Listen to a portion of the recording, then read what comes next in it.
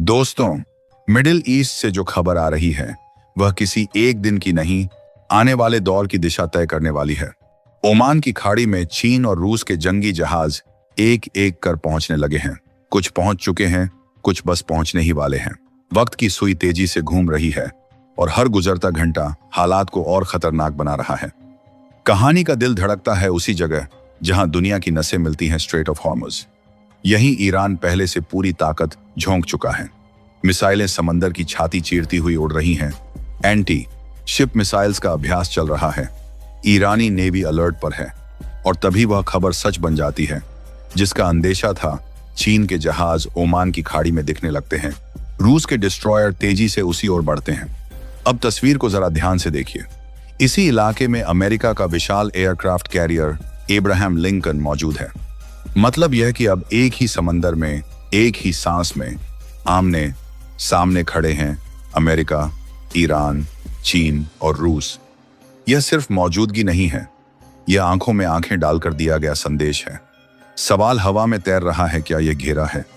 क्या यह चेतावनी है या फिर जंग की उलटी गिनती? ईरान की मीडिया जैसे ही संयुक्त सैन्य अभ्यास की बात सामने लाती है, वॉशिंगटन और तेल अवीव में हलचल मच जाती है। सबकी नजर चीन और रूस पर जाती है, लेकिन दोनों खामोश रहते हैं। न कोई इनकार, न कोई सफाई, और खामोशी ही सबसे बड़ा जवाब बन जाती है। अब खबर पुख्ता है, जहाज चल चुके हैं और कुछ तो पहुंच भी चुके हैं। उधर अमेरिका ने भी पूरा इलाका युद्ध क्षेत्र में बदल दिया है। ओमान की खाड़ी से लेकर हिंद महासागर तक, मेडिटेरेनियन सी से लेकर खाड़ी के एयरबेस तक हर जगह हलचल है। जॉर्डन, सीरिया, इराक, सऊदी अरब, कतर, हर दिशा में वॉर प्लेन्स रेडी हैं। दूसरा एयरक्राफ्ट कैरियर भी रास्ते में है, वही जिसे कभी डोनाल्ड ट्रंप ने गर्व से ब्यूटीफुल अरमाडा कहा था। अब वही अरमाडा ईरान की तरफ बढ़ रही है। इतिहास में शायद पहली बार ऐसा दृश्य बनने जा रहा है जब अमेरिकी एयरक्राफ्ट कैरियर के सामने रूस और चीन के युद्धपोत खड़े होंगे और सामने से ईरान की नेवी भी पूरी तैयारी के साथ मौजूद होगी। ईरान ने अपना ड्रोन कैरियर भी आगे बढ़ा दिया है। समंदर की लहरें जैसे खुद समझ गई हों कि यह कोई साधारण वक्त नहीं है। अगर जंग होती है तो वह सीमित नहीं रहेगी। रूस पहले ही साफ शब्दों में कह चुका है, हद में रहिए। चीन ने तो यूनाइटेड नेशंस सिक्योरिटी काउंसिल में खुलकर चेतावनी दी कि अगर यहां आग लगी तो उसके बाद की तबाही संभाली नहीं जाएगी। और अब चेतावनी शब्दों में नहीं, जहाजों की मौजूदगी में दी जा रही है। चीन का रुख यूं ही सख्त नहीं है। ईरान का ज्यादातर तेल आज चीन जाता है। अमेरिका की नजर उसी सप्लाई पर है। योजना साफ है, तेल के रास्ते को यहीं रोक देना। लेकिन चीन यह खेल पहले देख चुका है और अब उसने ठान लिया है कि ईरान के तेल को कोई नहीं रोकेगा। इसी वजह से उसके युद्धपोत समंदर में उतर चुके हैं।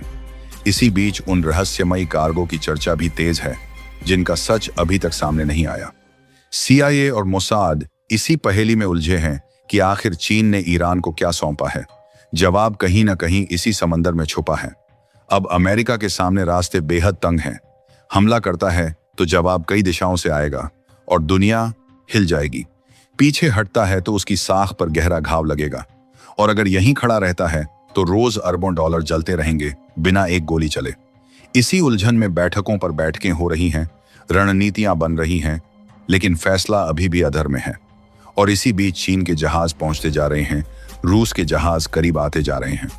समंदर का रंग वही है, लेकिन माहौल बदल चुका है। मिडिल ईस्ट एक बार फिर उस मोड़ पर खड़ा है जहां से इतिहास करवट लेता है। अब सवाल बस इतना है, यह कहानी यहीं थमेगी या फिर समंदर की यह खामोशी किसी ऐसे तूफान से टूटेगी जिसकी गूंज पूरी दुनिया सुनेगी। अब जरा इस कहानी को एक कदम आगे ले चलें, क्योंकि असली खेल अभी शुरू भी नहीं हुआ है। जो दिख रहा है वह सिर्फ जहाजों की तैनाती नहीं है, बल्कि दिमागों की जंग है। यहां गोलियां चलने से पहले डर, दबाव और थकान हथियार बन चुके हैं। मेरी समझ से सबसे बड़ा बदलाव यह नहीं है कि चीन और रूस के जहाज ओमान की खाड़ी में आ गए हैं, बल्कि यह है कि अब अमेरिका की आदतें काम नहीं आ रही। अब तक होता यह था कि अमेरिका जहाज भेजता था, बाकी दुनिया पीछे हट जाती थी। लेकिन इस बार समंदर में पीछे हटने की जगह ही नहीं छोड़ी गई। चीन और रूस ने जानबूझकर ऐसा माहौल बनाया है कि अमेरिका कोई भी कदम उठाए उसे कीमत चुकानी ही पड़े। अब ध्यान दीजिए एक बेहद अहम बात पर। चीन और रूस इस वक्त जंग नहीं चाहते, उन्हें पता है कि सीधी लड़ाई पूरी दुनिया को तबाही में झोंक देगी। उनका असली मकसद अमेरिका को धीरे धीरे फंसाना है, जैसे कोई शिकारी अपने शिकार को दौड़ाकर थका देता है। रोज अरबों डॉलर खर्च करवाना, जहाजों और विमानों को महीनों तक अलर्ट पर रखना, सैनिकों को मानसिक दबाव में रखना, यह सब एक ऐसी जंग है जो बिना गोली चले लड़ी जा रही है। ईरान की स्थिति सबसे मजबूत इसलिए है क्योंकि वह अपने घर में बैठा है। उसके लिए हर दिन वही समंदर है, वही रास्ते हैं, वही सप्लाई लाइन है। लेकिन अमेरिका के लिए हर गुजरता दिन बोझ बनता जा रहा है। यही वजह है कि समय ईरान, चीन, रूस के पक्ष में काम कर रहा है, अमेरिका के खिलाफ। अब एक और गहरी परत समझिए। अगर अमेरिका हमला नहीं करता तो दुनिया यह देखेगी कि पहली बार अमेरिकी ताकत को खुली चुनौती मिली और वह चुप रहा। इसका असर सिर्फ मिडिल ईस्ट में नहीं होगा। एशिया, अफ्रीका और लैटिन अमेरिका के देश भी यह संदेश पढ़ लेंगे कि अब अमेरिका अजय नहीं रहा।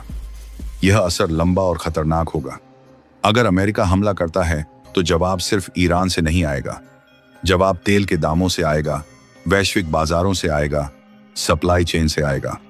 एक झटके में पूरी दुनिया महंगाई और ऊर्जा संकट की चपेट में आ सकती है। यानी गोली भले मिडिल ईस्ट में चले, लेकिन चोट पूरी दुनिया को लगे। सबसे चौंकाने वाली भविष्यवाणी यह है कि हो सकता है इस पूरे ड्रामे का अंत किसी बड़ी जंग से नहीं, बल्कि अचानक पीछे हटने से हो। लेकिन यह पीछे हटना शांति का नहीं, शक्ति संतुलन बदलने का संकेत होगा। अमेरिका शायद धीरे धीरे अपने जहाज हटाए, बिना शोर किए, बिना ऐलान किए, और उसी खामोशी में दुनिया समझ जाएगी कि एक नया दौर शुरू हो चुका है। चीन इस पूरे घटनाक्रम से एक बात साबित करना चाहता है। अगर तुम हमारे तेल, हमारे व्यापार और हमारे रास्तों को छुओगे तो जवाब सिर्फ कागजों और भाषणों में नहीं मिलेगा, समंदर में मिलेगा। रूस इस मौके का इस्तेमाल अपनी पुरानी ताकत को फिर से दिखाने के लिए कर रहा है। और ईरान इतिहास के उस मोड़ पर खड़ा है जहां वह सिर्फ निशाना नहीं, बल्कि खेल का हिस्सा बन चुका है। आने वाले दिनों में शायद कोई बड़ी मिसाइल नहीं गिरेगी, लेकिन एक बात तय है, इस समंदर में जो लहरें उठी हैं वे वापस शांत नहीं होंगी। मिडिल ईस्ट के ऊपर जो छाया पड़ चुकी है वह सिर्फ युद्ध की नहीं, बल्कि नई विश्व व्यवस्था की छाया है। और यही वजह है कि यह कहानी अभी खत्म नहीं हुई। असली अध्याय तो अब खुलने वाला है। आगे क्या होगा, इसका जवाब मिसाइलों से ज्यादा दिमागों में छुपा है। आने वाले वक्त में आपको अचानक कोई बड़ा धमाका सुनाई नहीं देगा, बल्कि एक अजीब सी खामोशी दिखाई देगी, और वही खामोशी सबसे खतरनाक होगी। समंदर में जहाज खड़े रहेंगे, आसमान में निगरानी बढ़ेगी, लेकिन असली लड़ाई नसों और अर्थव्यवस्था पर लड़ी जाएगी। सबसे पहले असर दिखेगा तेल पर। स्ट्रेट ऑफ हॉर्मुज से गुजरने वाला हर टैंकर अब सिर्फ माल नहीं, संदेश लेकर चलेगा। बीमा महंगा होगा, कंपनियां डरेंगी, कीमतें बिना किसी युद्ध के ही ऊपर चढ़ेंगी। दुनिया समझेगी कि जंग शुरू होने से पहले ही उसका बिल कटना शुरू हो गया है। अमेरिका धीरे धीरे समय खरीदने की कोशिश करेगा, खुले हमले से बचेगा, लेकिन दबाव बनाए रखेगा। कभी ड्रोन की उड़ान, कभी अभ्यास, कभी बयान, ताकि लगे कि वह पीछे नहीं हट रहा। लेकिन असल में वह थकान की जंग में फंस चुका होगा, जहां हर दिन खर्च बढ़ता जाएगा और फायदा शून्य रहेगा। चीन इस दौरान बहुत शांत दिखेगा, लेकिन अंदर खाने अपने तेल के रास्तों को और मजबूत करेगा। वह दुनिया को दिखाएगा कि अब उसका व्यापार किसी एक ताकत की मर्जी पर नहीं चलता। यही भविष्य का सबसे बड़ा संकेत होगा। बिना युद्ध के शक्ति का प्रदर्शन रूस यहां अपनी मौजूदगी बनाए रखेगा, ताकि अमेरिका को हर वक्त यह एहसास रहे कि यह सिर्फ ईरान का मामला नहीं रहा। ईरान सबसे ज्यादा आराम की स्थिति में रहेगा। समय उसके पक्ष में काम करेगा।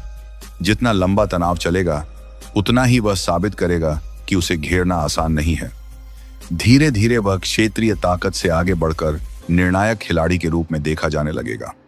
सबसे अहम बदलाव यह होगा कि दुनिया इस संकट को देखकर नई गणना करने लगेगी। छोटे और मध्यम देश समझेंगे कि अब सिर्फ एक ताकत पर निर्भर रहना जोखिम है। यहीं से शक्ति का संतुलन खिसकना शुरू होगा धीरे, बिना शोर के। भविष्य में संभव है कि यह तनाव बिना किसी बड़े युद्ध के ढीला पड़ जाए।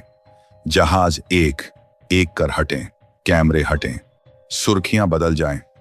लेकिन असली बदलाव तब सामने आएगा जब इतिहास लिखा जाएगा। उसमें यह पल दर्ज होगा कि इसी खाड़ी में पहली बार महाशक्ति को रोक दिया गया था बिना गोली चलाए। यही वजह है कि आने वाला वक्त शोर से नहीं, संकेतों से भरा होगा। और जब दुनिया पीछे मुड़कर देखेगी तो समझेगी कि असली मोड़ उसी दिन आ गया था, जब समंदर शांत दिख रहा था लेकिन ताकत का संतुलन चुपचाप बदल चुका था।